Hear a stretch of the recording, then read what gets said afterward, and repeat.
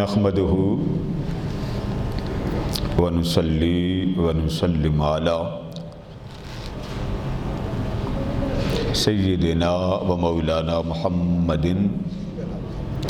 رسوله النبي الكريم. بسم الله الرحمن الرحيم.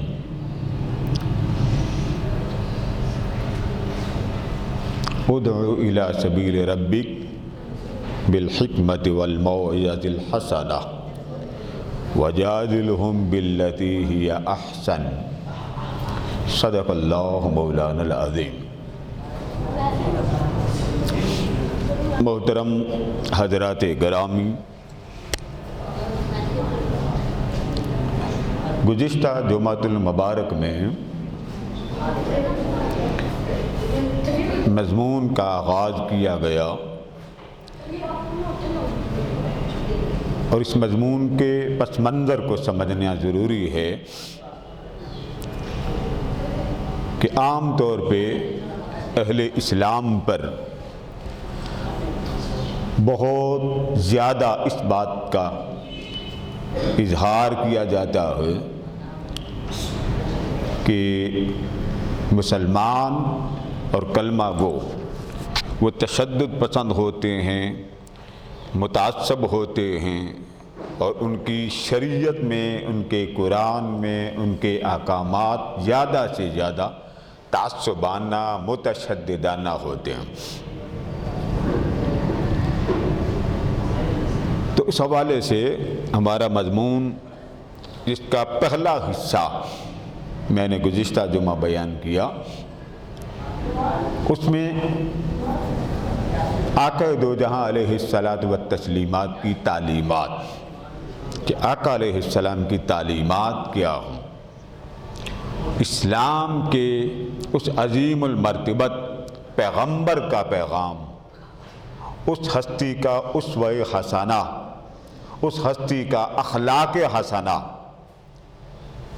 جب ہم یہ چیز دیکھتے ہیں تو ہمیں یہ بات ماننی پڑتی ہے کہ جو کچھ اسلام کے بارے میں کہا جاتا ہے، الزام لگایا جاتا ہے، ایک من گھڑت تصور دیا جاتا ہے، وہ سراسر غلط ہے. اور جس تصور کی اسلام نے دعوت دی ہے، تبلیغ کی ہے، پرچار کیا ہے، اس بات کو عملی طور پہ محدثین نے، مفسرین نے اپنی اپنی تصانیف میں جمع کیا. میں نے گزشتہ جمعہ جس مضمون پہ اختتام کیا وہ یہ تھا کہ نبی مکرم صلی اللہ علیہ وآلہ وسلم ایک مقام سے واپس تشریف لائے، صحابہ کرام ساتھ تھے، تو ایک جگہ ان کو جانور مل گئے، انہوں نے پکڑ لیے، ذبح کر لیے، انہوں نے ہانڈیوں پہ چڑھا دیا. آقا علیہ السلام کے ہاتھ میں کمان تھی. کریم آقا کو خبر ہوئی کہ میرے جانثاروں نے بغیر پوچھے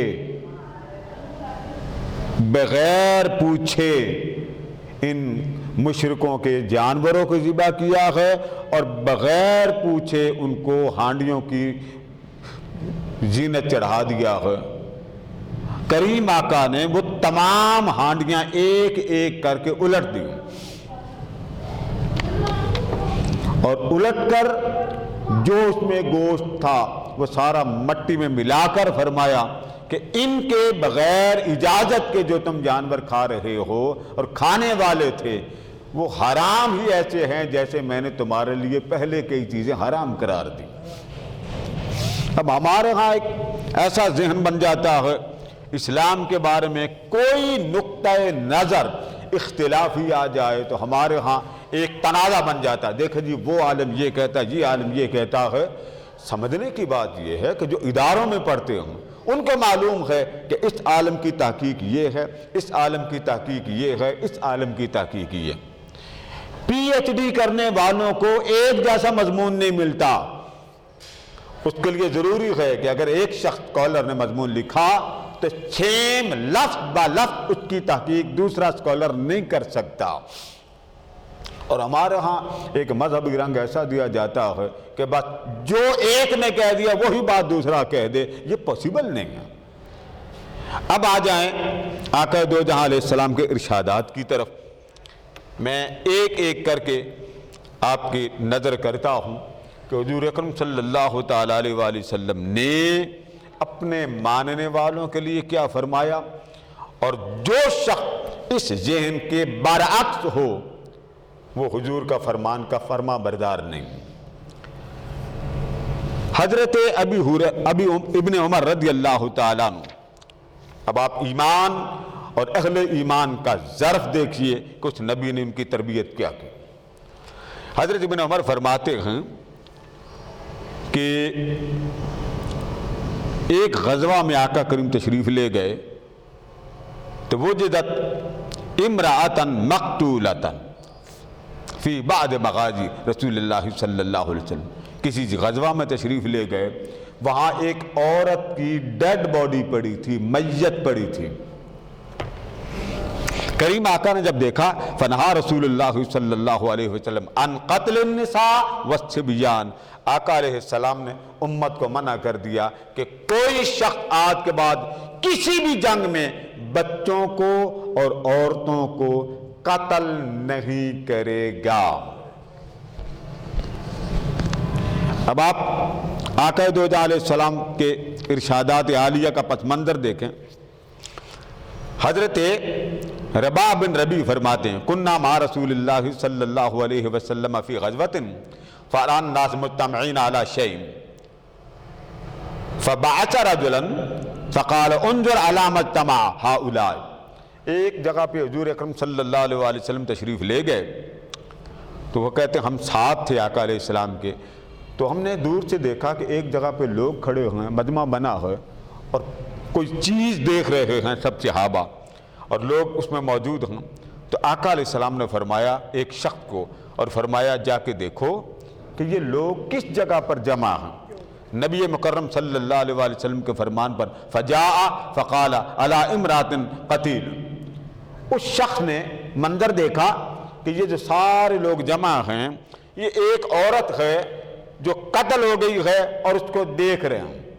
آقا علیہ السلام نے جب یہ سنا فقال ما كانت هذه لتقاتل قال وعلى المقدمات خالد بن ولید فبعث رجلا فقال قل لخالد لا تقتلن امرأة ولا عفيفا، آقا علیہ السلام نے اس عورت کے راستے میں قتل ہو جانے والے پس منظر کو دیکھ کر فرمایا کہ عورت جنگ تو کرتی نہیں، تو جب اتنا فرمایا تو فرمایا کہ خالد بن ولید کے پاس جاؤ کیونکہ یہ لوگ جنگ تو نہیں کرتے۔ پھر آپ نے فرمایا کہ ایک خالد بن ولید کے پاس جاؤ اور ان کو میرا حکم دو کہ خبردار غیر مسلموں کے بچوں کو قتل نہیں کرنا اور ان کے خدمت گزاروں کو بھی قتل نہیں کرنا، یہ اسلام ہے۔ نہ عورت کو قتل، نہ بچے کو قتل، نہ ان کے ملازمین کو قتل۔ اب آپ دیکھتے جائیے تھوڑا تھوڑا کر کے ذرا آگے چلتے جائیے کہ اسلام کتنا امن کا درس دیتا۔ اپنے کو تو وہ پہلے ہی منع کرتا ہے کہ یہ کام تو نے اپنے غیر کے ساتھ نہیں کرنا، کیونکہ زندگی میں اپنوں کے ساتھ بھی ملنا ہوتا ہے، دوسرے ملک میں بھی جانا ہوتا ہے، غیروں میں جا کر تمہارا سسٹم تو نہیں چلے گا نا، وہاں غیر ملکی ان کے ممالک میں جا کر یہ لوگ جو یورپ میں جاتے ہیں وہاں جا کے کیا کر سکتے ہیں سوائے اس کے کہ ہم اس قانون کے ماتحت رہ سکتے ہیں، اور یہی حکم خدا بھی ہے، یہی حکم مصطفیٰ بھی ہے۔ تو آپ نے فرمایا لا تقتلن ذریۃ ولا عفیفا، فرمایا کہ ان کو منع کر دو، عورت کو قتل نہیں کرنا، بچوں کو قتل نہیں کرنا، اور جو خدمت گزار ہیں، ملازمین ہیں، جو نوکر لگتے ہیں، جو گھروں میں کام کاج کرتے ہیں، ان کو قتل نہیں کرنا۔ حضرت اسود بن سری فرماتے ہیں کننا فی غزوۃ، ہم ایک جنگ میں گئے، ہمیں ہو گئی کامیابی، ہم نے مشرکوں کا قتل کرنا شروع کر دیا، حتیٰ کہ یہ بات آقا دو جہاں علیہ السلام تک اس طرح پہنچی کہ ہم نے اس جنگ میں بچوں کو بھی قتل کرنا شروع کر دیا۔ اب اس بات کو ذرا نوٹ کیجئے، آقا علیہ السلام نے فرمایا ما بال اقوام نے بالغ بهم القتل الا ان قتل الذریہ الا لا تقتلن ذریہ الا لا تقتلن ذریہ الا لا تقتلن ذریہ، آقا علیہ السلام کو پتہ چلا کہ یہاں مشرکین کو قتل کر دیا، تو قتل کرتے کرتے بچوں تک بات پہنچ گئی۔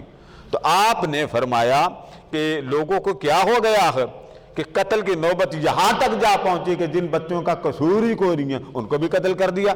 اس پر آپ نے حکم دے دیا، خبردار آج کے بعد بچوں کو قتل نہ کرنا، خبردار آج کے بعد بچوں کا قتل نہ کرنا۔ اب آپ دیکھتے جائیے اسلام کی تعلیمات کو۔ حضرت بن عباس رضی اللہ تعالیٰ عنہ فرماتے ہیں، اب یہ تین باتیں آ گئیں، نمبر 1 بچے، نمبر 2 خواتین، نمبر 3 ملازمین۔ اب آگے سنیے، حضرت ابن عباس فرماتے ہیں کان رسول اللہ صلی اللہ علیہ وسلم اذا بعث جیوشہ، جب لشکر کو روانہ کرتے نا کسی جنگ میں تو فرماتے بسم اللہ تقاتلون فی سبیل اللہ، اللہ کا نام لے کر روانہ ہو جاؤ اللہ کی راہ میں، اور جہاد ان سے کرو جو کفر کرنے والے ہو، ولا تغدروا ولا تغلوا ولا تمثلوا ولا تقتلوا الولدان ولا اصحاب الصوامع۔ پہلے تو میں نے آپ کو بتا دیا نا کہ ان کو قتل نہ کرو کہ جو بچے ہیں، خواتین ہیں، ملازمین ہیں۔ اور یہاں پہ حضور علیہ السلام نے، اب دیکھیں میں ایک بات سمجھا دوں، ہمارے مسلمانوں میں ایک ہوتا ہے عالم، ایک ہوتا ہے درویش۔ عالم کے کئی آپ ٹائٹل بنا لیتے ہیں، یہ شیخ القرآن ہے، یہ شیخ الحدیث ہے، جو قرآن کا ترجمہ تفسیر اور اس پر گفتگو یا باب پڑھائے اس کو عموماً شیخ القرآن کہتے ہیں، یہ تفسیر، یہ مفسر قرآن ہوں۔ حدیث کوئی پڑھائے تو آپ اس کو کہتے ہیں یہ شیخ الحدیث ہے۔ یہ ٹائٹل ہوتے ہیں پڑھانے والے۔ اچھا، اب اسی طریقے سے جب ہم ٹائٹل کی طرف چلتے ہوں تو آپ عموماً دم درود استخارے کرانے کے لیے کسی عالم کو کم تلاش کرتے ہیں، اللہ والے کو زیادہ تلاش کرتے ہیں۔ آپ کہتے ہیں جی کوئی درویش، کوئی بزرگ، کوئی پیر، اس طرح کا ٹائٹل بولتے ہوں۔ نبی مکرم صلی اللہ تعالیٰ علیہ وآلہ وسلم نے جس طرح دین کے بڑے بڑے رہنمایان، مقتدا جن کی لوگ پیروی کرتے ہیں، جس طرح ان کی شناخت کروائی اور ان کی ایک عزت، ان کا ایک مقام، میرے آقا نے فرمایا، اب یہ بات سمجھ لی نا آپ نے، عالم ہے، کوئی درویش ہے، پھر ان دونوں کی درجے آ جاتے ہیں۔ کوئی بہت زیادہ معروف ہو جاتا ہے، جس کا دم درود زیادہ چلتا ہے تو لوگ کہتے ہیں وہ بڑا اللہ والا، اس کا دم بڑا چلتا، اس کے دم میں شفا ہے، اس کی دعا میں شفا ہے۔ اعتماد ہے نا، اللہ کی شان ہے، وہ جس کا چاہے عرش پر چرچا کرا دے۔ اسی طریقے سے غیر مسلموں میں یہ واقعہ ہوتا، ان میں جس بندے کو روحانی شعبے میں لاتے ہیں اس کو وہ رہبانی کہتے ہیں۔ قرآن نے یہ لفظ بولا رہبانی، اور جو پادری ہوتا ہے اس کو قرآن نے رہبانی نہیں کہا، عالم کو وہ پادری کہتے ہیں، ان کے مذہب۔ اسی طرح یہودیوں میں ان کے نام ہیں، ان کی بڑی بڑی داڑھی ہوتی ہیں، سر پہ ہیٹ ہوتا ہے تو ان کے الگ نام۔ اب یہ لفظ سنیے، آقا علیہ السلام نے فرمایا کہ میرا حکم ہے نہ بچے کو قتل کرو، نہ کسی کا چہرہ بگاڑو، نہ کسی کے ساتھ بدعہدی کرو، نہ کسی کی چوری کرو، نہ کسی کے ساتھ خیانت کرو، نہ کسی لاش کی بے حرمتی کرو، ولا اصحاب الصوامع، اور راہب مل جائے ان غیر مسلموں کا تو اسے بھی قتل نہیں کرنا۔ ہمارے ہاں معلوم نہیں کہ تبلیغ اس طرح کی جاتی ہے کہ گویا کہ سارے ہی قتل ہو جائیں، سارے قتل ہو جائیں، اور بچے صرف وہی کہ جو کہتا ہے جی بس میں ہی ہوں باقی سب کچھ ختم۔ اور آمنہ کا لال کیا فرما رہا ہے کہ انسانیت کو زندہ بھی اللہ نے رکھنا۔ ایک نبی تھے، ان کو ایک چیونٹی نے تنگ کیا، انہوں نے اس کو آگ لگا دی، سب چیونٹیاں جل گئیں۔ تو رب ذوالجلال نے بڑے لاد میں فرمایا کہ آپ کو ایک چیونٹی نے تنگ کیا تھا، آپ نے پکڑ کے ساری رگڑ دی۔ اسی طرح ایک نبی تھے، ان کو کچھ دیر کے لیے اللہ پاک نے اختیار دیا۔ اب ہوا کیا، ان کو جو گناہ کرتا ہوا نظر آیا اس کو مار دیا، اگلے دن پھر کوئی گناہ کرتا اس کو مار دیا، اگلے دن پھر کوئی گناہ کرتا وہ اللہ نے دیکھا کہ یہ میرا نبی ہر روز جو گناہ گار نظر آتا اس کو پھڑکا رہا، تو پھر اللہ پاک نے روک دیا، فرمایا میرے نبی میں نے اپنی کائنات چلانی ہے، اگر آپ اس طرح مارتے چلے جائیں گے تو پیچھے بچے گا کوئی نہیں، تو میں نے بھی تو کسی کو زندہ رکھنا ہے، تو سارے مارتے چلے جائیں گے تو نظام حیات کیسے چلے گا؟ تو رب ذوالجلال کا نظام ہے، اس نے اپنوں کو بھی اس دنیا میں رکھنا ہے اور ان کو بھی رکھنا ہے جو اس کو مانتے ہی کوئی، ان کو رکھ کر ان کی زبانیں کھلوا کر یہ بتانا ہے کہ دیکھو تمہاری زبانیں جو طنز کرتی ہیں، تان و تشنیع کرتی ہیں، میرے ماننے والے تمہاری باتوں کا برا نہیں مناتے، کیونکہ میرے دین میں کسی کی باتوں کا برا منانا ہے ہی کوئی نہیں۔ اب یہاں پر کیا فرمایا؟ فرما ولا اصحاب السوا میں خبردار راغب کو، یہ جو عیسائیوں کے بڑے روحانی ہوتے ہیں، ان کو قتل نہ کرنا۔ اب آپ نے ملاحظہ کر لیا کہ آقا دو جہاں علیہ السلام نے کہاں کہاں جا کے اہل ایمان کو احتیاط کا مشورہ دیا کہ کسی بھی جگہ پر جا کے تم نے ان کو قتل نہیں کرنا۔ اب مولا علی کا فرمان سن لیں۔ مولا علی فرماتے ہیں کان نبی اللہ صلی اللہ علیہ وسلم اذا بعث جیشا فی المسلمین الی المشرکین، جب آقا دو جہاں مسلمانوں کو مشرکوں کے پاس بھیجتے تو آپ نصیحت فرماتے، اور نصیحت کیا فرماتے ان تلقوا بسم اللہ فذکر الحدیث، پہلے وہ بات بیان کی جو میں پیچھے بیان کر چکا ہوں، پھر فرمایا چھوٹے بچوں کو قتل نہ کرنا، عورت کو قتل نہ کرنا، کسی ضعیف العمر بزرگ کو قتل نہ کرنا، نہ کسی کا کوئی چشمہ چل رہا ہو اسے اجاڑنا، نہ درخت اجاڑنا، نہ فصلوں کو برباد کرنا، اور پھر فرمایا کہ اگر کوئی لاش مل جائے تو اس کا حلیہ نہ بگاڑنا۔ آپ دیکھ لیں کہ یہ اسلام کی تعلیمات، حلیہ نہ بگاڑنا، اور جانور کو ساتھ بھی یہ کام نہ کرنا۔ تو اللہ پاک نے جس دین کو تا ابد رہنے کے لیے بھیجا، اس کی تعلیمات آپ دیکھ لیں کہ کسی ایک شخص کو، انسان تو ایک طرف رہ جاتا ہے، رب ذوالجلال تو کسی جانور کے ساتھ بھی ظلم کرنے کی اجازت نہیں دیتا۔ یہ تو بات ہی الگ ہے نا۔ اب آ جائیں، آپ کو معلوم ہے نا کہ آقا دو جہاں علیہ السلام کے زمانے میں ایک شخص تھا مسیلمہ کذاب، اس نے نبوت کا دعویٰ کر دیا تھا۔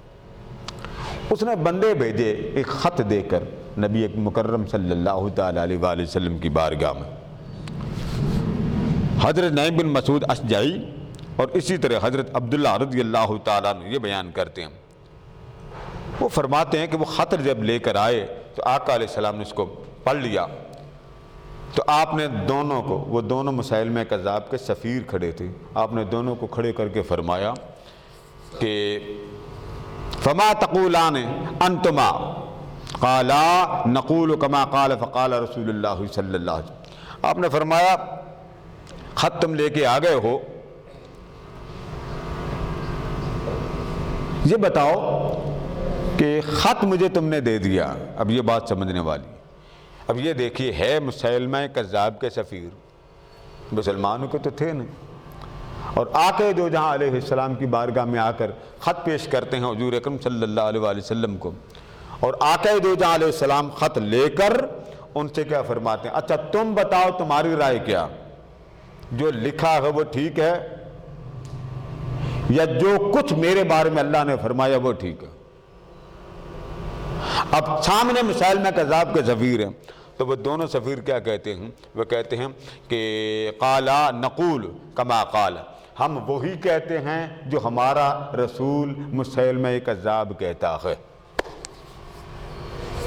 کھڑے حضور کے سامنے ہیں اور حضور علیہ السلام پوچھ رہے ہیں کہ تم کیا کہتے ہو، تو وہ حضور علیہ السلام سے یہ نہیں کہتے حضور آپ صحیح کہہ رہے ہیں، نہیں، وہ کہتے جو ہمارا نبی کہتا ہے وہ صحیح ہے۔ اس کے جواب میں اسی طرح اگلی روایت اگر ساتھ ملا لیں تو آقا دو جہاں علیہ السلام نے فرمایا اتشہدان انی رسول اللہ، کیا تم دونوں گواہی دیتے ہو کہ میں اللہ کا رسول ہوں؟ ان دونوں نے بیک زبان کہا لا، جواب دے کر کہا قالا نشہد ان مسیلمہ رسول اللہ، ہم صرف یہ گواہی دیتے ہیں کہ مسیلمہ کذاب ہی اللہ کا رسول ہے، اللہ یعوذ باللہ۔ یہ بات کر کے فقال لو كنت قاتلا رسولا. اب یہاں جواب سن. آقا علیہ السلام نے فرمایا اگر کسی سفیر کو اللہ کے قانون میں قتل کرنا ہوتا لَضَرَبْتُ أَعْنَاقَكُمَا، تو میں تمہاری گردن اڑا دیتا، کیونکہ اللہ کا نظام نہیں ہے قتل کرنے کا کہ کوئی سفیر کو قتل کر دے، میں بھی تمہیں قتل نہیں کرتا.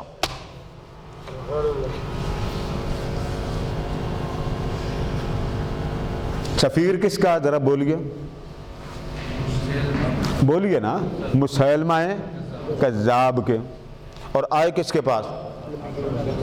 حضور کو نبی مانتے ہیں، رسول مانتے ہیں. وہ تو منہ پہ کہہ رہے ہیں ہم نہیں مانتے، وہ تو کہہ رہے ہیں وہ سچا ہے معاذ اللہ، آپ کی تو بات ہی کوئی نہیں. اور حضور کیا فرما رہا ہے کہ اگر اجازت ہوتی تو میں تمہاری گردنیں کاٹ دیتا، مگر میری شریعت میں اس بات کی اجازت ہم معلوم نہیں.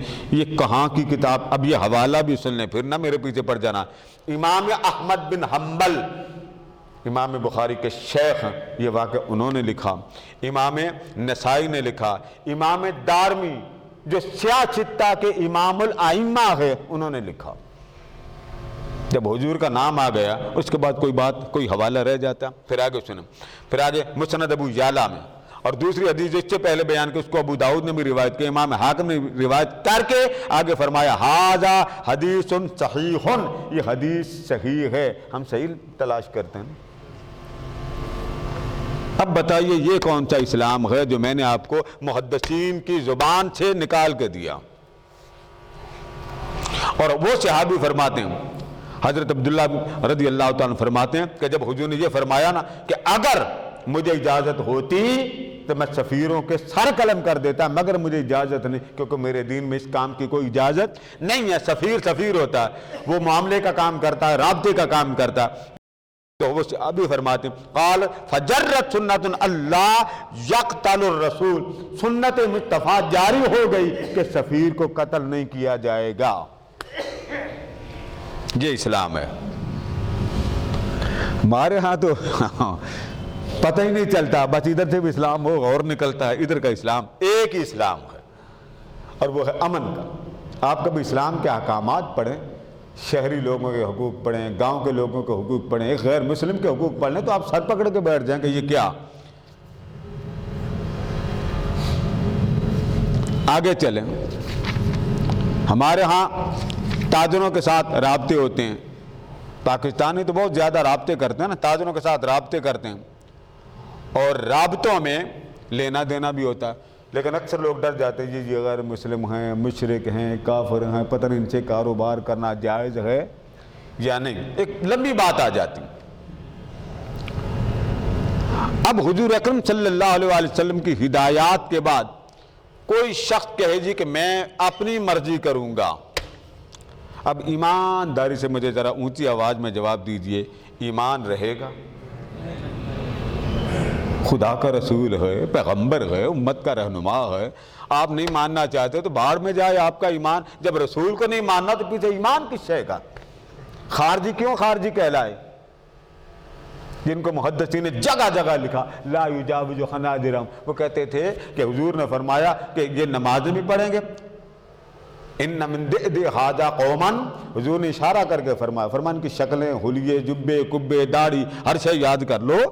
صحیح بخاری کے الفاظ، ان کی شکل بھی یاد کر لو، ان کی عبادت بھی یاد کر لو، عبادت تم سے زیادہ کریں گے. یہ بات کن سے کہی حضور نے؟ سامنے کون بیٹھے ہیں حضور کے؟ صحابہ. اب صحابہ سے بڑا تابعی تو نہیں عبادت کرتا. تو آقا نے فرمایا ان کی شکلیں یاد کر لو، ان کے حلیے یاد کر لو، عبادت تم سے زیادہ کریں گے.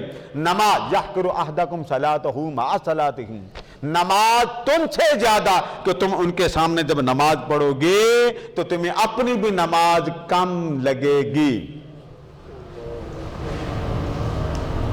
وَصِيَامَهُ مَعَ صِيَامِهِ، روزے تم سے زیادہ. وَقِرَاءَتَهُ مَعَ قِرَاءَتِهِ، تلاوت قرآن بھی تم سے زیادہ ہوگی. یہ بیان کر کے اب یہ تلاوت کون کرتا ہے قرآن کی؟ وضو کرنا ہو تو کر کے کون تلاوت کرتا ہے؟ بولیے نا. مسلمان. آپ کہہ سکتے ہیں غیر مسلم بھی چلو اسٹڈی کر لیں. نماز کون پڑھتا ہے؟ مسلمان. روزے کون رکھتا ہے؟ مسلمان۔ یہ تینوں نام لے کر آقا نے فرمایا یہ علامتیں یاد کر لو، ان کی شکلیں بھی یاد کر لو۔ 37 علامات ہیں حدیثوں میں۔ کتنی؟ 37 علامات ہیں ان لوگوں کی کہ جن کا قیامت تک آنا بھی ممکن حضور نے دیکھ لیا، اور ان کا اہل ایمان کے ساتھ تنازع ہونا بھی حضور نے دیکھ لیا۔ بچانا تو تھا نا غلاموں کو۔ فرمایا میرے غلاموں یہ شکلیں ہیں، بچ کے رہنا، یہ شکلیں ہیں، بچ کے رہنا۔ یہ الگ بات ہے کہ ٹو لگانے کی اجازت نہیں ہے، یعنی آپ ہر داڑھی والے کو جا کے فتوا لگا دیں یہ خارجی ہے، یہ اجازت نہیں ہے آپ کو۔ امام اعظم نے تو بڑی دور کی بات کر دی۔ فقہ اعلی مذاہب الاربعہ میں تو یہاں تک لکھا کہ 99 اگر اس کی خصوصیات اگر اس مومن کی بری بھی ہوں اور کفریہ بھی ہوں، عقیدہ صحیح ہو۔ ایک شخص کہتا جی شراب حرام ہے، خنزیر حرام ہے، مانتا، لیکن وہ رہتے ہی ایسی جگہ پہ کہ جہاں وہ کھا بھی لیتا ہے، سوسائٹی ایسی ہے، تو آپ جا کے پکڑ کر کہتے ہیں حضرت صاحب آپ نے کہا تھا حرام، غلطی ہو گئی۔ مان پھر بھی رہا ہے کہ وہ حرام ہے، لیکن غلطی اپنی مان رہا ہے، اسلام کی نہیں۔ اس کو کافر نہیں کہیں گے، اس کو پھر بھی مسلمان کہیں گے، اس لیے کہ عقیدہ اس کا یہ ہے کہ شراب حرام کہنے والے نے کہہ دی، مجھ سے غلطی ہو، اور اللہ غلطی معاف کرنے میں سب سے تیز ہے۔ بندہ غلطی کہہ دیتا، رب اسی وقت معاف کر دیتا، وہ رہنے نہیں دیتا، ادھار نہیں کسی کا رہنے دیتا۔ یہ ہم مسلمان ہیں، ہم کسی کا کھانا خراب کرنے میں سب سے پہلے چیمپئن ہیں۔ یہی وجہ ہے کہ آپ کے ملک کو دنیا پسند نہیں کرتی، پڑھنا بھی نہیں، پڑھنے دینا بھی نہیں، نعرے پہ نعرہ، اور جتنے نعرے ہم پاکستانیوں کو آتے ہیں اللہ معاف کرے میرے خیال کسی کو بھی نہیں آتے، کمال کے نعرے۔ اللہ کا شکر کرے کہ میں نے آپ کو نعروں کی عادت بولیے نا ڈالی، سبحان اللہ ماشاءاللہ کہ کبھی آج ڈالی، موت نہیں ہے، گھر سے آئے ہاتھ باندھ کے سو گئے، پھر جمعہ جب اگلی اذان ہوئی تو آنکھ کھولی، کیا ہوا جی قادری صاحب نے کیا بیان کیا، اگلے جمعے سنیں گے۔ گھر سونے نہیں دیتے اور مسجد والے بولنے نہیں دیتے۔ تو پتہ یہ چلا اسلام نے ماننے والوں کو بڑا بلند بیلنس دیا۔ یہ نہیں فرمایا جو تمہیں غیر مسلم نظر آئے پھڑکا دو، نہ۔ آقا دو جہاں قرآن پڑھیے، آقا دو جہاں علیہ السلام نے ایک شخص کو بھیجا کہ فلاں جگہ ایک کافر ہے، بکریاں لے کے پھر رہا ہے، تو بکریاں لے آؤ۔ ایک صحابی فرماتے میں بھی ساتھ تھا، جب ہم چل پڑے تو اس کافر نے دیکھا کہ مسلمان آ رہا، اس کو خطرہ پڑ گیا کہ یہ تلوار اس کے ہاتھ میں کہیں قتل نہ کر دے۔ اب غور سے یہ جملے سنیے، حضور صلی اللہ علیہ وآلہ وسلم نے بھیجا کہ بکریاں لے آ۔ اس صحابی نے، وہ جو زید بن اسامہ تھے، چلے گئے، وہ کہتے میں کھڑا رہا تو جو میرے ساتھ ہے جس کو حضور علیہ السلام نے فرمایا جاؤ یہ کام تم کرو، تو میں نے کیا کیا کہ دیکھا کہ یہ صحابی لگتا ہے اس کافر کا سر قلم کرے گا۔ اس کافر نے دیکھا کہ تلوار لے کے یہ صحابی آ رہا ہے، اس نے آواز بلند میں کلمہ پڑھ لیا۔ جب اس نے آواز بلند کر کے آواز بلند کلمہ پڑھ لیا، صحابی نہ مانے، انہوں نے تلوار نکال اس کا سر قلم کر دیا۔ کلمہ پڑھ لیا تھا، اب اونچا بولیے، اس کافر نے کلمہ پڑھ لیا تھا۔ یہ قرآن مجید کی اس پر آیت بھی آئی ہے، سر اتار لیا۔ وہ صحابی پریشان ہو گئے، کہتے ہیں مجھے تو فکر لگ گئی، معلوم نہیں جب ہم مدینہ جائیں گے تو حضور کتنے ناراض ہوں گے۔ ہم لوگوں کے ایمان بڑے آٹومیٹک ہیں، اس کا ایمان پرکھنے کے لیے بھی ہم کبھی داڑھی کو دیکھتے ہیں، کبھی امامے کو دیکھتے ہیں، کبھی جبے کو دیکھتے ہیں، کبھی نعرے کو دیکھتے ہیں کہ یہ کون سے نعرے مارنے والی جماعت کا ممبر ہے۔ فرض اس کا اٹھا کے درجہ نیچے لاتے ہیں اور نیچے کو اٹھا کے اوپر لے جاتے ہیں، واجب کو اوپر لے جاتے ہیں، سنت ایک سنت کے عمل کو ہم نے اٹھا کے واجبات پہ پہنچا دیا۔ عام بندے کو بھی آپ کبھی سن لیں، علماء رولا ڈال دیتے ہیں، کہتے ہیں حرام ہے یہ کام کرنا۔ ہمارے ایک حاجی صاحب تھے، انہوں نے مجھے ایک رسالہ بھیجا کسی جماعت کا نام لے کے، یہ دیکھیں جی میں خجاب لگاتا ہوں، یہ دیکھیں جی حرام لکھا، تو میں نے بڑے پیار سے سمجھایا کہ حرام کے لیے بہت بڑی دلیل چاہیے، یہ سن لیں۔ جب کوئی عالم دین کہے نا یہ حرام ہے، تو حرام کے لیے نیچے کی درجے کی حدیثیں نہیں کام دیتی، درجے ہیں۔ اگر آپ حرام کے لیے نیچے کی حدیثیں اوپر کرتے ہیں تو پھر اللہ نے ہر شے فرض کر دی، ککھ نہ بچا۔ پھر آپ کے کپڑے بھی فرض، پھر آپ کے کپڑے چھوٹے کرنا بھی حرام، پھر آپ کو چھوٹے لباس پہننا بھی حرام، پھر آپ، میں کہتا ہوں حرام کی لسٹ آپ کو پھر دیکھتے رہ جائیں گے کہ میرے پاس تو حرام والے نام ہی کوئی نہیں ہے، تو سارے فرض بن گیا۔ اس لیے اللہ نے درجے رکھے ہیں۔ حرام جب کوئی لفظ بولتا ہے تو پہلے درجے کی حدیث چاہیے، اس کو کہتے ہیں حدیث متواتر۔ اس حدیث کو کیا کہتے ہیں؟ حدیث میم تا واو الف تارا متواتر۔ کوئی شخص، کوئی عالم، کوئی خطیب، کوئی مولانا صاحب کہنا یہ حرام ہے، پکڑ لیا کرم۔ حرام اور فرض عین بلند ٹاپ کی حدیث سے ثابت ہوتا ہے، باقی صحیح حدیث ہو، حسن ہو، ضعیف ہو، اس سے کبھی بھی کوئی شرعی حکم حرام یا فرض عین ثابت نہیں ہوتا۔ یہ میں آج کی بات نہیں کر رہا، 1400 سال کے محدثین کو پڑھ لیجئے، مفسرین کو پڑھ لیجئے، علم اصول فقہ پڑھ لیں، علم اصول الحدیث پڑھ لیں، حرام کے لیے آپ کو وہاں درجے ملیں گے، اس درجے سے باہر نہیں کوئی نکل سکتا۔ روئے زمین کا کوئی عالم اس درجے سے باہر نہیں آ سکتا۔ اور ہماری بات بھی حرام سے شروع ہوتی، ختم بھی حرام پہ ہوتی۔ حرام ہے جی، یہ جو کہتے ہیں قبرستان جانا حرام ہے، یہ حدیث ہی کوئی نہیں۔ قبر پکی کرانا حرام ہے تو گھر پکے کرانا کون سے حلال ہے؟ وہ بھی تو منع۔ اگر قبرستان جانا حرام ہے تو بیکری میں جانا کون سی سنت نبی ہے بھائی؟ یہ ہم جاتے ہیں کہ نہیں؟ یہاں پہ جتنے بیٹھے ہیں برتھ ڈے کے لیے کیک کہاں سے لیتے ہیں آپ؟ بولیے نا، مائیوں منگنی سنگنی ہوتی ہے تو کہاں جاتے ہیں آپ مال لینے؟ یہ سویٹ مال ساری بیکری سے نہیں لاتے آپ۔ اس وقت حرام کا فلسفہ بھول جاتا ہے۔ نبی کی محفل میلاد آ جائے تو ساری کیٹیگری آپ کو یہ یاد تھی جی، یہ نبی نے نہیں کیا، ہم بھی نہیں کرتے۔ بھائی نبی نے کون سے کپڑے پریس کر کے پہنے تھے، آپ کیوں پریس کرتے ہیں؟ دیوانہ بنے تو ایسا دیوانہ بنے کہ جو کہتا ہے وہ لکھا ہوا دکھائے کہ یہ بات ہے۔ ہمارا صرف کھانا، یہ جو ہم ناشتہ کرتے ہیں، ٹھیک ہے، آپ یہ دونوں چیزیں لے لیں، ڈنر لے لیں، بریک فاسٹ لے لیں، یا آپ ساری چیز لنچ لے لیں، یہ تینوں چیزوں ٹائم کے کھانے لے لیں، ایک کھانے کو آپ مجھے ثابت کر دیں کہ رسول اللہ نے ایسے کھایا، کیچپ کے بغیر آپ کا وہ گلا نہیں تار ہوتا، لقمہ ہی نہیں جاتا اندر جب تک کیچپ نہ ہو۔ ایسے ہی ہے نا، یہ رائتا آپ روز جب بریانی کھاتے ہیں تو رائتے کے بغیر کوئی کھاتا بریانی؟ بولیے نا، شرما کیوں گئے؟ میں نے تو نہیں کوئی چیز چھینی۔ لہٰذا درجے ہوتے ہیں، کوئی حدیث بلند درجے سے نیچے نہیں لا سکتے، نیچے سے کوئی اوپر نہیں لا سکتا۔ یہی کمال ہے اسلام کا۔ باقی مذاہب والوں نے اپنے اپنے کتابوں کو بدل ڈالا، ایک اسلام باقی بچا جس میں خواہ امام اعظم ہو یا امام حنبل، حدیث رسول بدلنے کی اسے بھی اجازت نہیں، اختیار نہیں۔ یہی وجہ ہے ائمہ اربعہ کو پڑھیے، محدثین کو پڑھیے، ان کی عاجزی پڑھیے۔ وہ مسئلہ غلط ہوتا تھا، امام حنبل کے پاس ایک آدمی آیا، اس نے کہا حضور اس مسئلے کے بارے میں آپ کا کیا خیال ہے؟ اب آپ غور سے سمجھے۔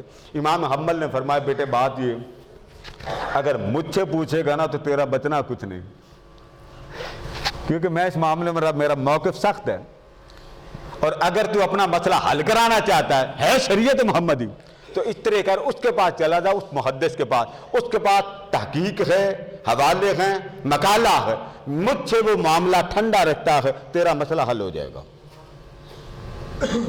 ہمارے ہاں ہے کسی عالم کے پاس آپ جائیں، یہ جو شو روم کی گاڑیاں آپ نکلواتے ہیں، آپ علماء کی زبانیں حرام حرام حرام سارے، میرے پاس بھی یہ آتے ہیں تو مجھے سمجھ نہیں آتی وہ حرام نکالا کہاں سے انہیں۔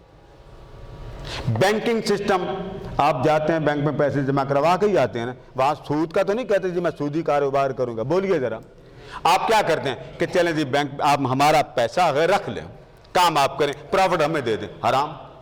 آپ ان سے پوچھیں حرام کہاں لکھا ہوا؟ بس جی جو بیٹھے بٹھائے بغیر جد و جہد کے آپ کو پیسہ ملے وہ حرام ہے۔ چلیں آپ اتنی عبارت لے لیں، جتنے اساتذہ یا پروفیسر ہیں یا ڈاکٹر ہیں جو ملازم ہیں ان کو تنخواہ بیٹھے بٹھائے ملتی ہے کہ نہیں ملتی؟ جی اگر یہ آپ پٹی اس پر لگا دیں کہ بیٹھے بٹھائے جو پیسہ پرافٹ آ جائے وہ حرام ہے تو جو تنخواہ مل رہی وہ حلال ہو گئی۔ آپ نے پرافٹ کا سسٹم نہیں پڑھا، کو خدا کا خوف کریں کہ پرافٹ ایک کی قسم ہے، اس کا نام مضاربہ ہے، ایک اجارہ ہے، ایک استجارہ ہے، پھر اس کے کئی درجے ہیں، شریعت نے باؤنڈ نہیں کیا۔ امام اعظم کپڑے کا کاروبار کرتے تھے، ایک غیر مسلم آپ کے ساتھ چل پڑا، صحرا تھا، پیاس لگ گئی آپ کو، تھا وہ بڑا تیز، آپ نے فرمایا مجھے پانی چاہیے، تو اس نے کہا، اس وقت یہ گھڑے ہوتے تھے، اس نے کہا جی 10 لیٹر میرے پاس پانی ہے، فی لیٹر میں آپ کو دوں گا 1 ریال کا۔ آپ نے وہ 10 لیٹر میں وہ پانی سارا لے لیا، وہ 10 ریال میں جب لے لیا نا سارا پانی، اب اس بیچارے کو پتا کوئی نہیں تھا کہ میرے ساتھ کیا ہوگی، آگے اس کو لگ گئی پیاس، اس نے کہا مجھے پانی دے دے، فرمایا میں 20 ریال کا تجھے 1 لیٹر دوں گا۔ یہ تو سب ہمارے ہاں یہی چلتا ہے نا۔ اب ہمارے ہاں 2 منٹ دیکھو جی حرام کما رہا، خدا کے بندے حرام کہاں سے کما رہا؟ شریعت کے اصول پڑھیں، شریعت کو خود محقق نہ بنیں، آپ نے محقق بننا ہو تو آپ پڑھیں، اصول پڑھیں، پھر شریعت پر زبان کھولیں۔ ہمارے سوشل میڈیا پہ ایک دوسرے کو بے ایمان، کافر، فاسق، فاجر کہنے والے کم ہے، لائن لگی ہے۔ یہ ٹخنوں سے شلوار کسی کی اونچی نہ ہو تو بے ایمان بنا دیتے ہیں۔ اس میں میرا بھی نام رگڑا گیا تھا، جہاں ہے کئی دکاندار، دیکھو جی آپ کیا بنے پھرتے ہیں، یہ نیچے سے کہا مجھے بھی پتا یہ ہے کیا، پتا نہیں جی، بس اتنا سنا چوک کے رکھو شلوار۔ میں نے کہا آپ کے ایک سمجھ نہیں آتی، اگر ہم اٹھا کے رکھیں، یہ آپ کو بات ختم کرتے سنا دوں، وہ ایک نقشبندی صاحب تھے، اللہ ان کی عمر دراز کرے، انہوں نے مجھے بڑا کہا، میں نے کہا یہ کیا مسئلہ کیا ہے؟ کہتے ہیں جی یہ نماز میں اٹھا کے رکھیں۔ میں نے کہا مجھے ایک بات سمجھا دیں، اگر ہم اٹھا کے رکھیں تو حدیث میں آتا ہے کہ جو خارجی ہوں گے ان کی شلوار اوپر ہوگی، جو خارجی ہوں گے، سب حدیثوں میں پڑھ لیں، ایک ہی حدیث آئے گی، خارجیوں کی علامات میں سے ایک علامت یہ ہوگی کہ ان کی پنڈلیاں، ان کی شلوار اوپر اٹھی ہوگی اور پنڈلی ننگی ہوگی، اور آپ فرما رہے ہیں کہ نیچے کریں، نیچے کریں، اور نیچے اگر کریں تو حدیث پاک میں آتا من جر ثوبہ، جو بندہ تکبر کے ساتھ، پراؤڈ کے ساتھ شلوار نیچے کرے وہ بھی دوزخ میں جائے گا۔ میں نے کہا حاجی صاحب سمجھا مجھے دیں، نیچے کروں تب بھی جہنم میں جاؤں گا، اوپر کروں تو تب بھی جہنم میں جاؤں گا، آپ حل نکال دے کہ جنت میں کیسے جانا؟ وہ پریشان ہو گئے۔ میں نے کہا آپ نقشبندی؟ کہتے ہیں ہاں میں نقشبندی۔ میں نے کہا پھر ایک سنت اور میں آپ کو بتا دیتا ہوں، یہاں جتنے بیٹھے ہیں وہ احباب بڑے اس سے لطف اندوز ہوں گے۔ صدیق اکبر رضی اللہ تعالیٰ عنہ نے یہ بات حضور سے پوچھی تھی، اور فقہ کی سب کتابوں میں یہ واقعہ موجود، تو جب آقا نے فرمایا نا کہ جو تکبر سے کپڑا گچیٹے گا، ٹخنے سے نیچے رکھے گا، یہ حدیث ہے اصل، جو تکبر سے، شرط کیا لگی؟ تکبر، پھر بولیے کیا شرط لگی؟ تکبر۔ تکبر تو بندے کے کپڑے بھی اتروں تب بھی آ جاتا کہ میں بڑا سونا، تو کیا کریں گے؟ چمڑا اتاریں گے۔ تکبر، اس کی ایک ڈیٹیل دی ہے ایک دیوبندی عالم نے، مولانا اعجاز دیوبندی نے نفحۃ العرب میں واقعہ لکھا کہ اس کا پس منظر کیا ہے، شلوار کا نیچے کنارہ لگ جانے کا، جس کو دیکھ کر حضور نے منع کیا۔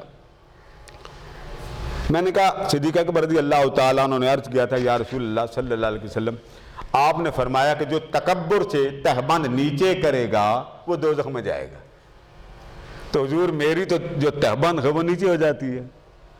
تو میرے آقا نے بڑا پیارا جواب دیا، امام اسقلانی نے شرح بخاری میں یہ واقعہ بیان کیا، تو آقا دو جان نے فرمایا صدیق میں جن متکبرین کی بات کر رہا ہوں تیرا نام ان میں شامل نہیں ہے، یہ میں متکبر کو کہہ رہا ہوں۔ اس حدیث کو لکھ کر آگے محدثین نے کہا کہ جب تکبر نہیں تو جیسے مرضی کپڑے پہنو۔ اسی بات کو امام ہدایہ نے لکھا کہ اگر تہبند نیچے ہو جاتی فلا بات ہے، کوئی گناہ نہیں ہے۔ ہماری قوم کپڑا نیچے چلا جائے، بھلے سارے گھر کا کھانا خراب ہو جائے، کپڑا نیچے نہیں آنا چاہیے۔ دین اتنا تنگ نہیں ہے، دین کے اندر وسعت ہے، کاش ہم مسلمان کبھی وسعت والا دین بھی پڑھ لیں۔ اللہ پاک ہمارے حال پر رحمت فرمائے۔ وما علینا الا البلاغ۔